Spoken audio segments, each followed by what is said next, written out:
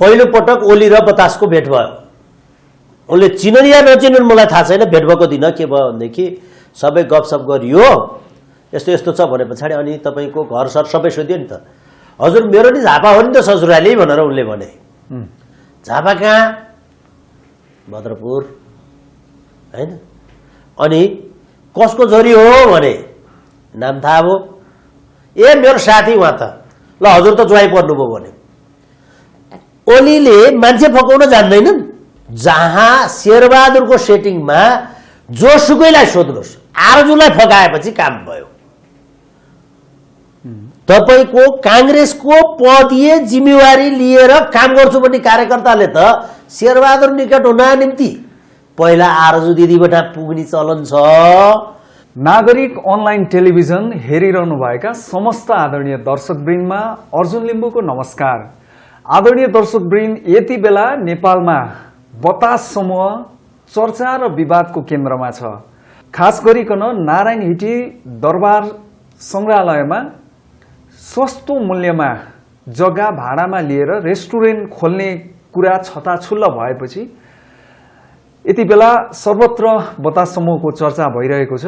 यही विषयमा कुराकानी गर्नको लागि आज हामीसँग उन्नत लोकतन्त्र पार्टीका अर्थ विभाग प्रमुख बोधराज नेउपाने हुनुहुन्छ। नेउपानेज्यू, यहाँलाई नागरिक अनलाइन टिभीमा हार्दिक स्वागत छ।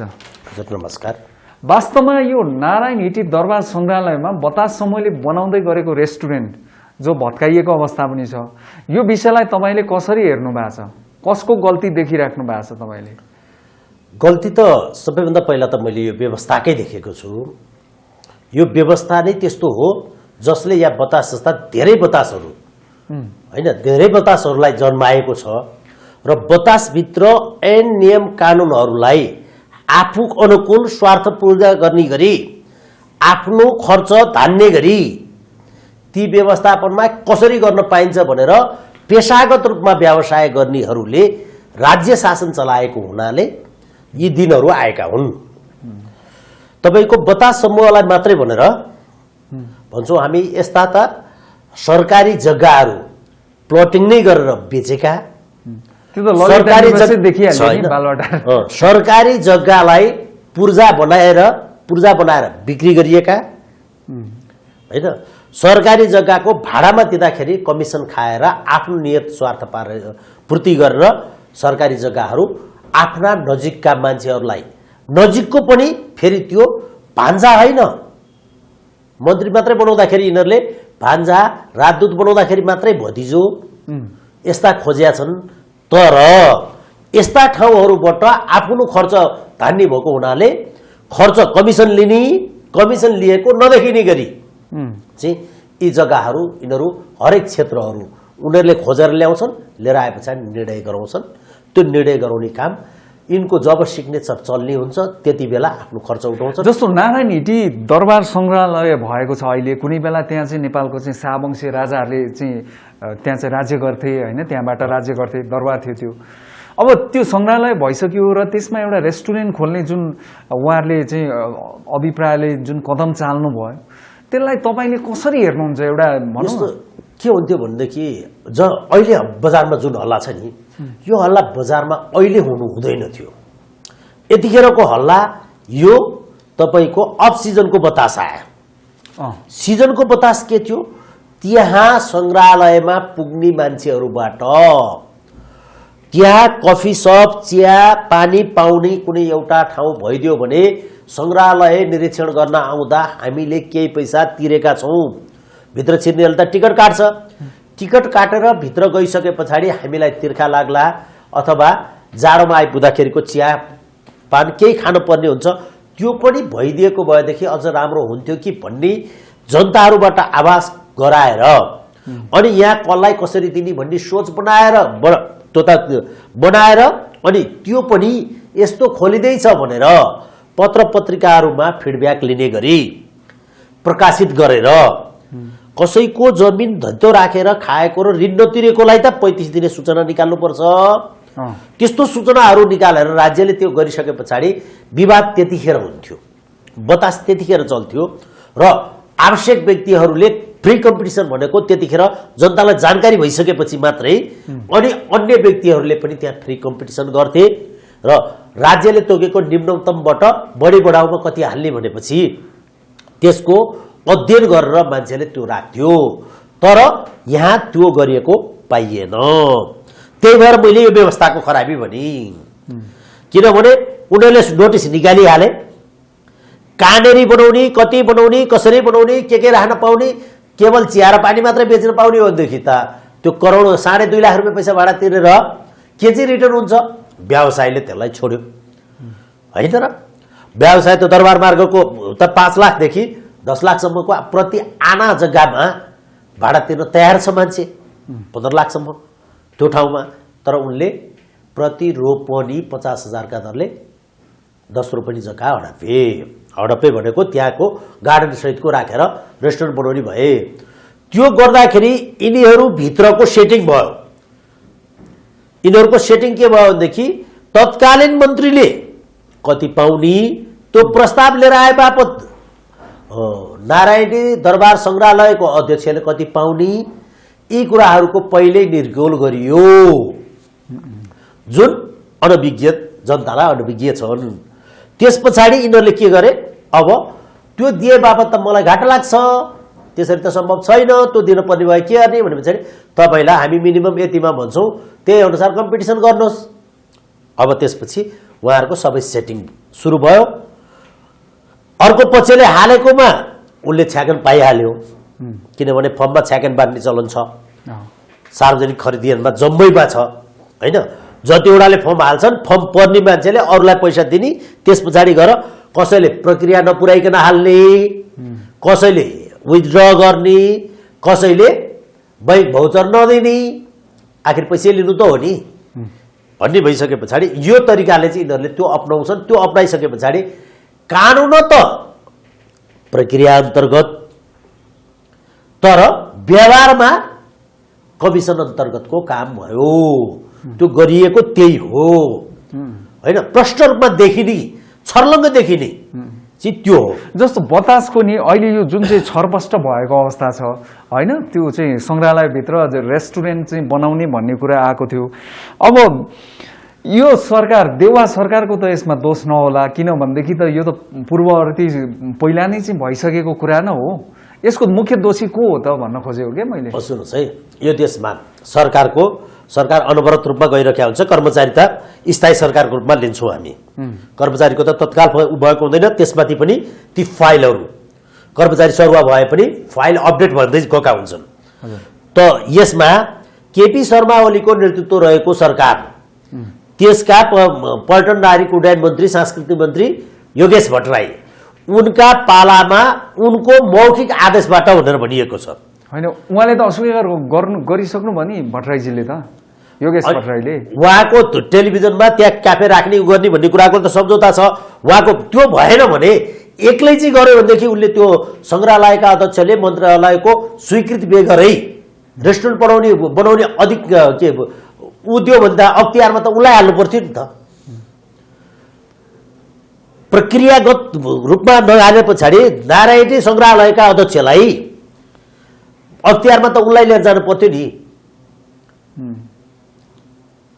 बतासलाई लिएर जाने होइन नि अब सुन्नुहोस् है यो बतास तपाईले हुरी बतास हो यो होइन यो त व्यापारिक समूह हो नि सुन्नुहोस् यो हुरी बतास पनि होइन यो हावा बतास पनि होइन यो आनन्द बतास हो यो आनन्दले बसेको छ अहिले लागेको खर्चभन्दा दुगुना उठाएर लिएर जान्छ त्यो कसले तिर्ने त्यसमा चाहिँ प्रश्न उठाउँ न अबको 2 महिनापछि ऊ अदालत जान्छ अदालतबाट उसको क्षतिपूर्ति माग्छ उसले 3 करोड रुपियाँ पैसा मेरो खर्च भइसक्यो भनेको छ अब 3 करोडको भ्यालुएसन गराउने कसले जुन चाहिँ स्ट्रक्चरै बिग्रिसक्यो भत्काइयो नि सबै भत्काइसक्यो भत्काइसकेको स्ट्रक्चरको मूल्याङ्कन कसरी गर्ने कति कन्स्ट्रक्सन भएको थियो भन्ने कुराको मूल्याङ्कन कसरी निकाल्ने भत्काएको चार्ज सहित हजुर अब उनी अदालत गएर त्यो क्षतिपूर्ति माग्ने त्यो क्षतिपूर्ति माग्दाखेरि उनीले भ्रष्टाचार गरेको होइन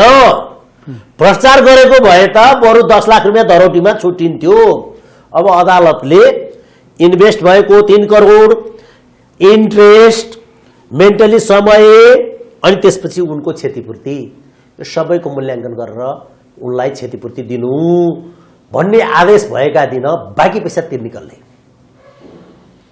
योगेश भट्टराईको पालामा नारायणी संग्रहालयको अध्यक्षले स्वीकृति दिएर विज्ञापन निकालेर विज्ञापनमा दोस्रो पटकको विज्ञापनमा उनलाई जग्गा हस्तान्तरण गरिएको छ, एग्रिमेन्ट गरिएको छ।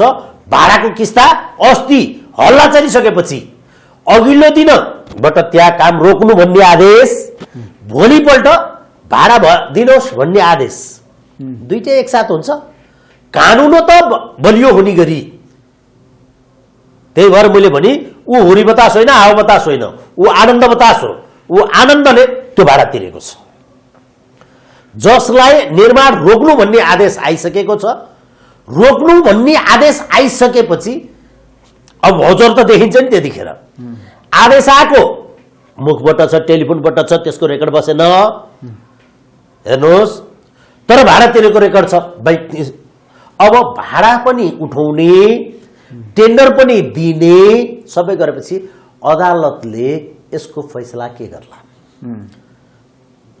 सिधै अनुमान गर्न सक्छौँ, यो देशमा भ्रष्टाचार गर्ने मान्छेले त भ्रष्टाचार गरेको ललिता निवासको जग्गा अर्कालाई बेचेकोमा त 10 लाख रुपियाँ धरौटी राखेर निस्किए गच्छेदार। अब यो त्यही अदालतले के भन्छ भने उसलाई त 10 लाख धरौटीमा छोड्दैन, सरकारले 10 लाख रुपियाँ दिनु, बतास उडाइदिनु भन्दैन, भन्छ र? उसको क्लेम कति हुन्छ, उसको दाबी पुग्ने भनेर दिन्छ। बतास समूहले गरेको दाबी पुग्ने भनेर फैसला गर्छ। दाबी पुगेको दिन हजुर यो पैसा कसले तिर्ने ल भन्नुहोस्? त्यही त तपाईँले त्यो भविष्यको अनुमान गर्नुभयो। हामी वर्तमानमा अलिकति फोकस हौँ न। जसरी चाहिँ बतास समूहले यो चाहिँ एउटा राज्यको सम्पत्तिको दोहन गरेको भनेर अहिले व्यापक चाहिँ यत्रो चाहिँ तपाईँको चाहिँ विरोध बहस भइराखेको छ। अब जस्तो यो नारायण हिटी दरबार सङ्ग्रहालयमै बतासलाई जसरी भित्राइयो र बतासले जुन चाहिँ एउटा रजगज गर्ने अवस्था सिर्जना भयो, अहिले छरबष्ट भएको अवस्था छ। अब यहाँले भने जस्तो अब यसको दोषी मुख्यतः तपाईँ योगेश भट्टराई र नारायण हिटी दरबार व्यवस्थापनका चाहिँ अध्यक्षलाई देखिराख्नु भएको छ। अहिले तपाईँको अख्तियारले सबैभन्दा पहिला समाउनु पर्ने दोषी चाहिँ यी हुन्, यिनै हुन्। किनभने पहिलो उसमा जाँदाखेरि त्यो निर्णय कसले गर्यो त्यो हो दोषी। बतास समूहले त कानुन त केही न केही पुऱ्याएको छ। ऊ व्यवसायी हो। यो देशमा त्यस्तो संस्कार सिर्जना गरेको यति होल्डिङ्स पनि छ। समयावधि नपुग्दै केपी ओली बाँचेनन् भने भोलि म्याद कसले थपिदिने भन्ने चिन्ताका कारण 25 वर्ष एग्रिमेन्टलाई 20 वर्षमा बाँकी अर्को 25 वर्षलाई पुग्ने गरी आफू छँदै जसरी धरहराको भ्युसिन स्तम्भ मात्रै बनाएर कन्स्ट्रक्सन पुरै नहुँदा उद्घाटन गर्ने केपी शर्मा ओली, खड्गप्रसाद ओलीले यति होल्डिङ्सलाई त्यसै गरी जग्गा दिए होइन र उनकै सत्ता भएका बेलामा यो सुरु गरिया होइन। र आजभोलि केपी ओलीको पनि भनाइ सुनिया छ, नक्कली ज्वाइँ बनाएर दरबार कप्लक्क निले भनेर उखान टुक्काहरू बजारमा छ्यापछ्याप्ती भए। जबकि केपी शर्माहरूले एकचोटि मनन गर्नुपर्छ, यही शेरबहादुर देउवा अघिल्लो पटक चौथो पटक प्रधानमन्त्री भएका बेला जम्मै सडकहरू भत्काइएका थिए। भत्काइएका सडकहरूमा भत्काएको किन थियो? पिच गर्न। पिच गर्नलाई नालाहरूको काम हुँदै थियो, ढलहरूको सार्ने काम हुँदै थियो, बिजुलीका पोलहरू, क्याबिनेट बक्सहरूलाई सार्ने काम हुँदै थियो। तत्कालीन अवस्थामा भत्किएको सडकमा छारो उड्थ्यो। छारो उड्या कारणले काङ्ग्रेसलाई भोट हालेन जनताले। धुलो उड्नेलाई भोट किन दिने भने त्यही पिच 3 वर्ष लेट हुँदाखेरि पनि मैले गरेँ भन्ने केपी ओली आफूले इजाजत दिएर गएको मान्छेलाई अहिले शेरबहादुरले खायो भन्ने भ्याउँछ। त्यो पैसा कुरो हुन्छ। अहिले ज्वाइँ नक्कली ज्वाइँ भनेर त्यो ज्वाइँ भन्दा आदिन कसरी भन्यो होला उनले भन्दाखेरि बतास समूह, हेर्नुहोस् है, बतास समूह आफ्नो व्यक्तिगत स्वार्थका निम्ति टाइम लिएर यी नेता मन्त्री जोसुकै भयो नि पदीय दायित्व रहेका कर्मचारीहरूबाट उनको हिमजिम हुने, यसो गरौँ यो काम म पनि गर्छु तपाईँलाई नि के हुन्छ भनेर उनले भने पछाडि मलाई नि हुन्छ भने गरौँ न त भनेर डन भन्ने, डन भनेको त स्वीकृत हो नि अङ्ग्रेजीमा। अब यी डन आउँछ भनेपछि डन, यिनले डन गरे, त्यो डन गर्दै लिएर गए पछाडि त्यहाँबाट डन गराउँदै पैसा कमाउँदै गरेका बतासले उनी त व्यवसाय गर्दाखेरि सानो पृष्ठभूमिबाट उठ्दै आएर अहिले नाम चलेका अब विनोद चौधरी पछाडि बतास समूहलाई त छोड्न पाइँदैन होइन। चौधरी ग्रुप भनिएको छ, त्यो अङ्ग्रेजीबाट भन्या होला। अब यो त बतास समूह आफ्नै देशको भइहाल्यो नि। नेवारीका छोरा रहेछन्, नेवारमा खोया भन्छ त्यसलाई, खोया भन्छ क्यारे बतास होइन। अब यदि उनले त्यो पैसा लिन सकेनन् भने खोए, हिन्दीमा खोए भनेको सक्यो होइन, खोए भने हराइहाले, होइन भने खोए, नेवारीको खोया चाहिँ यिनले बाँकी राख्छन्। हेर्नुहोस् है, होइन यहाँ त धेरै कुरो छ नि, जस्तो तपाईँले अघि उठाइ पनि हाल्नुभयो, यति होल्डिङ्स, ओम्नी, अब बतास, यस्ता कति छन् नेपालमा, कति चाहिँ देखिराख्नु भएको छन् त हातका अमलाहरूमा पटक पटक गर्न पुग्ने मात्रै हुन्। होइन यसरी राज्यको सम्पत्ति दोहन गर्ने क्या, बुझेँ मैले। यी हातका अमलाहरूलाई पटक पटक गर्दाखेरि धेरै पटक नगरे पनि पुग्ने मान्छेहरू हुन् यो देश सञ्चालनमा। तपाईँको अरू सबै सम्हाल्छ र पछाडि लागेर कमिसन खाने मात्रै हुन्। तपाईँले उद्योग व्यवसायी घरगाना खोज्दै जानुभयो भने 10 देखि 20 जनाको नाम लिँदै गए पछाडि ती यो देशभित्र भएका सबै उद्योगहरू उनीहरूकै हुन्छन्। जस्तो तपाईँले सिमेन्ट फ्याक्ट्री देख्नुभयो भनेदेखि सिमेन्ट फ्याक्ट्रीमा लगानी कसको छ भन्नुभयो भनेदेखि जगदम्बा स्टिल, हेर्नुहोस् है, जगदम्बा लक्ष्मी स्टिल, जगदम्बा सिमेन्ट, सर्वोत्तम सिमेन्ट, सर्वोत्तम स्टिल, अनि तपाईँको विष्णु देउपाने मात्रैको पर रिद्धि सिद्धि, अनि अम्बे स्टिल, अम्बे सिमेन्ट, यसरी लिनुहोस्। त्यो एउटै परिवारका अरू हरि नेउपानेको मात्रै भयो। फेरि तपाईँले यतापट्टि गएर दुगड समूह, चाचन समूह भनेर यी व्यक्तिहरूको नाम मात्र लिएर जानुहोस्। निर्माण व्यवसायमा जम्मा 10 देखि 20 जनाको नाम लिँदाखेरि 100 वटा फ्याक्ट्री उहाँहरूकै हुन्छ। खाद्यान्नमा तपाईँ हुलासका जानुहोस्, चौधरीका जानुहोस्, दुगडमा जानुहोस्, 3-4 वटा हुन् जसले हरेक दिन नेपालीलाई रोटी भात र भुटुन आलु तेल खुवाउँछन्।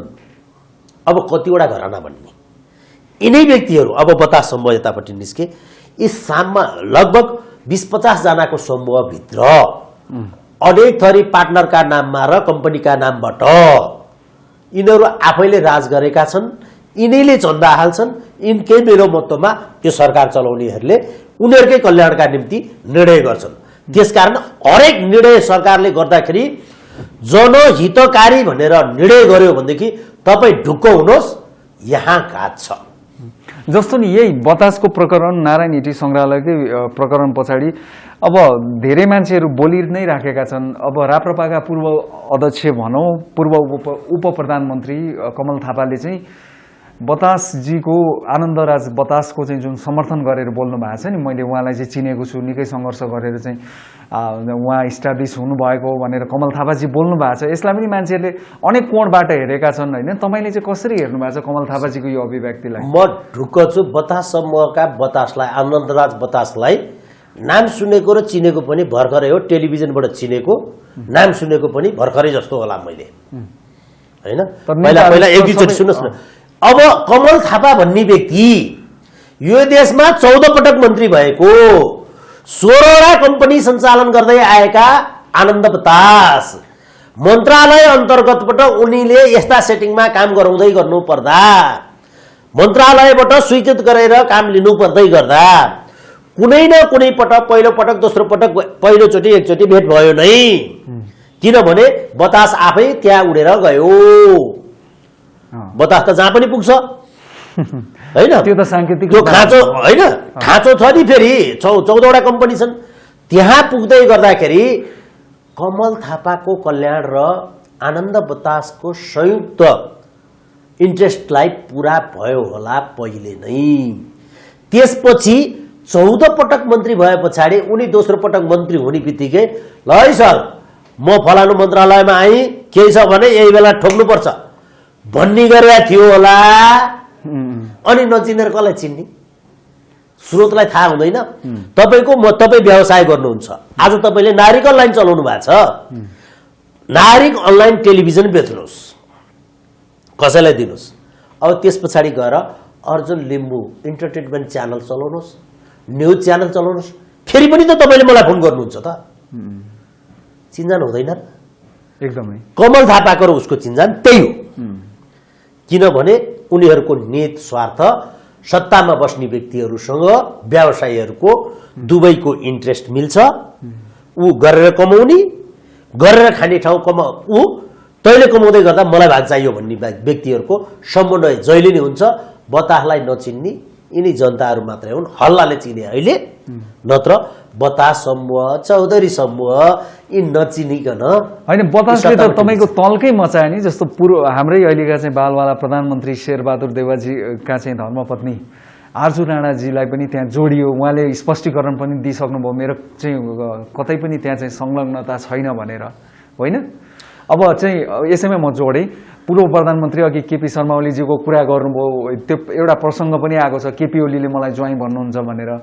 भलै ओलीजीले फेरि नकली ज्वाइँ भनेर अर्को चाहिँ कुरो त्यहाँ व्यङ्ग्य हान्नुभएको छ, होइन? के रहेछ भनेपछि त उहाँको कनेक्सनको हिसाबले हेर्दा त यो त निकै माथिसम्म देखियो नि त, होइन? यहाँ सुन्नुहोस् है, ओलीजीकोमा जाँदाखेरिको पहिलो पटक ओली र बतासको भेट भयो। उनले चिनन् या नचिनन् मलाई थाहा छैन, भेट भएको दिन के भयो भनेदेखि सबै गफसफ गरियो, यस्तो यस्तो छ भने पछाडि अनि तपाईँको घर सर सबै सोध्यो नि त। हजुर मेरो नि झापा हो नि त ससुराली भनेर उनले भने। झापा कहाँ? भद्रपुर, होइन? अनि कसको छोरी हो भने नाम थाहा भयो। ए मेरो साथी उहाँ त। ल हजुर त ज्वाइँ पर्नुभयो भने। ओलीले मान्छे फकाउन जान्दैनन्, ज्वाइँ पर्नुभएको छ, ल राम्रोसँग काम गर्नुहोस् भनेर त्यो दिन स्याबास दिए। अनि बतासले ओलीजीले ज्वाइँ भनेपछि जेठान भने नि भयो, ससुरा भने नि भयो, ज्वाइँ भन्दाखेरि त अब होइन? अनि अब त्यो सम्बन्ध अगाडि बढाउनु कत्रो कुरो पो र, हेर्नुहोस् है। अब त्यसमाथि यो हाम्रो बाहुन छेत्रीको र हुन त तामाङहरूमा नि देखिन्छ, आसाङ र कोन भनेर देखिस भए बोलाउँदैनन्। साम्दी आसाङ कोन भनेर बोलाउँछ मान्छे, होइन? प्रायः त्यही शब्दहरू त हुन्छ नि तामाङहरूको। त्यस्तै यिनीहरूको पनि ज्वाइँ ससुरा यताउति सम्बन्ध राखियो। त्यो गरियो। सँगसँगैको सम्बन्ध के थियो भने इन्ट्रेस्टको। र बतास समूहले जहाँ पनि गएर त्यो नै चिज किन खोज्यो भने जुन चिजमा फाइदा हुन्छ, कमाइ हुन्छ र त्यो चिज गराउन सकिन्छ, त्यसमा तल्लीन भएर लाग्ने हरेक व्यापारी हो, त्यो व्यापारीहरू त्यहाँ लागे। र त्यो व्यापार सँगसँगै जसले मह काट्नेले हात चाट्छ भन्ने भएपछि हात चाट्ने समूह चाहिँ गलत थियो। हात चाट्नका निम्ति मह काट्यो, मह काट्नका निम्ति हात चाटेको भइदिएदेखि देशको विकास हुन्थ्यो। मह काट्ने भएको दिन, तर उनले गुलियो स्वाद पाएको हुनाले दिनौँ अलिकति मह काट्ने हात चाट्ने, त्यो संस्कार भएको हुनाले यो व्यवस्थै खराब हो। प्रधानमन्त्रीजीका धर्मपत्नीको पनि कुरा आएको छ हो। अब तपाईँको उनीहरूसँग चिन्जान हुँदैन। एनजिओ चलाउँदाखेरिको सम्पर्क भनेका छन् उनले, हेर्नुहोस् है। जहाँ शेरबहादुरको सेटिङमा जोसुकैलाई सोध्नुहोस्, आरजुलाई फकाएपछि काम भयो। तपाईँको काङ्ग्रेसको पदीय जिम्मेवारी लिएर काम गर्छु भन्ने कार्यकर्ताले त शेरबहादुर निकट हुन निम्ति पहिला आरजु दिदीबाट पुग्ने चलन छ भनेपछि बतास आरजु कहाँ जाँदैन? बतास नलाग्ने ठाउँ छ।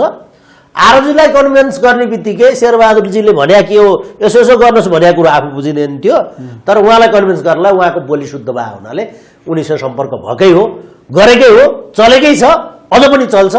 तर उनीहरूले मेरो सम्बन्ध छैन भने सम्बन्ध किन छ? सम्बन्ध छ भन्ने बित्तिकै स्वार्थ छ भन्ने हुन्छ। स्वार्थमा जनताले त पनि लागेर रहेछस् भनिहाल्छन्। त्यो भएको हुनाले मेरो सम्बन्ध छैन भन्नु त्यो जनताको लागि पपुलारिटीलाई घटाउनु हो।